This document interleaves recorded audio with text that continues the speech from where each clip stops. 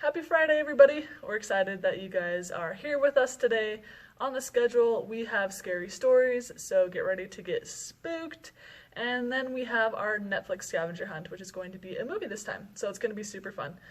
Stick around. Remember to submit all of your entries to royteen@bgcweaverdavis.org.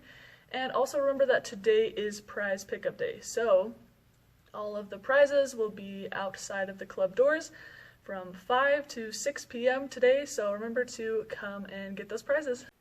Hey everybody, welcome to our scary story segment. I hope you guys are ready to get spooked today. Remember, get some blankets, build a fort, get some pillows, whatever you need. Settle in and listen up for this spooky story today. Today's story comes from the book Scary Stories to Tell in the Dark by Alvin Schwartz, and it is called High Beams. So here we go. The girl driving the old blue sedan was a senior in high school. She lived on a farm about 8 miles away and used to drive the car back and forth. She had driven into town that night to see a basketball game. Now she was on her way home. As she pulled away from the school, she noticed a red pickup truck follow her out of the parking lot. A few minutes later, the truck was still behind her. I guess we're going in the same direction, she thought. She began to watch the truck in her mirror. When she changed her speed, the driver of the truck changed his speed. When she passed the car, so did he. He turned on his high beams, flooding her car with light. He left them on for almost a minute. He probably wants to pass me, she thought. But she was becoming uneasy. Usually she drove home over the back road. Not too many people went that way. But when she turned onto the road, so did the truck. I've got to get away from him, she thought, began to drive faster. Then he turned his high beams on again. After a minute, he turned his high beams off. Then he turned them on again and off again. She drove even faster, but the truck driver stayed right behind her. Then he turned on his high beams again. Once more, her car was ablaze with light. What is he doing? She wondered. What does he want? Then he turned them off again. But a minute later, he had them on again and left them on. At last, she pulled into her driveway, and the truck pulled right behind her. She jumped from the car, ran to the house. "Call the police!" she yelled after her father. Out in the driveway, she could see the driver of the truck. He had a gun in his hand. When the police arrived, they started to arrest him. But he pointed to the girl's car. "You don't want me," he said. "You want him."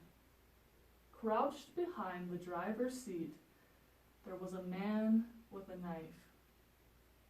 As the driver of the truck explained it, the man slipped into the girl's car right before she was about to leave. He saw what happened, but didn't know how he could stop it. He thought about getting the police, but he was afraid to leave her. So he followed her car. Each time the man in the back seat reached up to overpower her, the driver of the truck turned on his high beams. The man then dropped down, afraid that somebody might see him. Here you go. I hope you guys got a little spooked, not too spooked, and enjoyed that story by Alvin Schwartz from the book Scary Stories to Tell in the Dark. So remember to check your back seat. No, I'm just kidding. You're totally fine. Anyway, I hope you guys have a good rest of your day. Alright, I hope you guys enjoyed that spooktacular story. And now it is on to our Netflix scavenger hunt. Hey Teen Club, it's Bonnie again. I am here to talk to you about the Netflix scavenger hunt for this week. We are going to do the 3rd episode of the Our Planet series. It's called Jungles. So last week Denise did Frozen Lands or Worlds or something like that. So we're going to do Jungles this week. And I watched it and it was pretty cool. Talking about all the different types of animals that are in the jungle.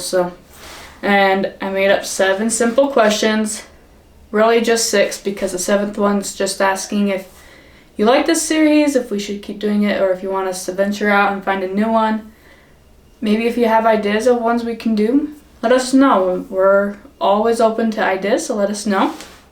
Make sure to upload your answers to the email royteen@bgcweberdavis.org so that we can get those responses back, especially for question 7, and so you can be entered to win a prize.